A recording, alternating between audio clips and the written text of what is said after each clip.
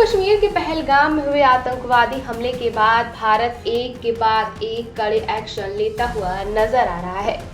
पाकिस्तान को मिट्टी में मिलाने के बाद अब सरकार के निशाने पर पाकिस्तान का समर्थन करने वाले देश और उनसे नजदीकी रखने वाले देश आ गए हैं।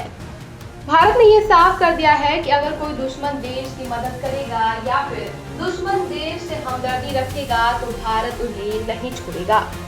इनमें जहां तुर्की और अजरबैजान शामिल है तो वहीं चीन के साथ गहरी दोस्ती निभाने वाला बांग्लादेश भी अब भारत की रडार पर आ गया है। बता दें, मोहम्मद यूनुस द्वारा बीते दिनों चीन में भारत के लिए विवादित टिप्पणियां की गई थीं। इसके बाद से अब उसको कड़ी कीमत चुकानी पड़ेगी। भारत के सिर्फ एक कदम से ही ड्रैगन के इस दोस्त को $770 मिलियन या फिर यूं कहें 6,581 करोड़ रुपए का चूना लग सकता है। बता दें, भारत ने बांग्लादेश के कई सामानों के लिए भारतीय लैंड पोर्ट्स को पूरी तरीके से बंद कर दिया है।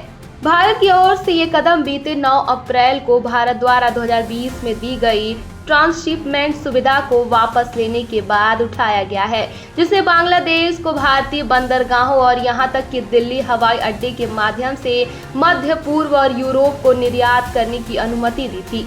भारत ने अब बांग्लादेश से आयातित कई तरह के सामानों को इन बंदरगाहों पर प्रतिबंधित कर दिया है, जिनमें रेडीमेड गारमेंट्स और प्रोसेस्ड फूड प्रोडक्ट समेत कई सामान शामिल हैं। साथ ही आपको बता दें कि ये कदम director general of foreign trade के निर्देश के बाद ही उठाया गया है, जिसमें भारत सरकार ने बांग्लादेशी सामानों को लैंड पोर्ट्स पर तत्काल प्रतिबंधित कर दिया है।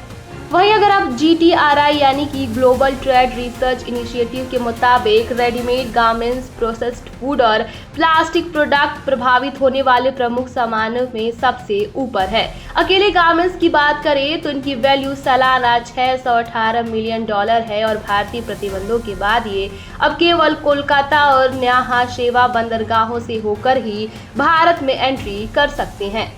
यानी बांग्लादेश के महत्वपूर्ण लैंड ट्रेड कॉरिडोर्स तक पहुंच कट गई है।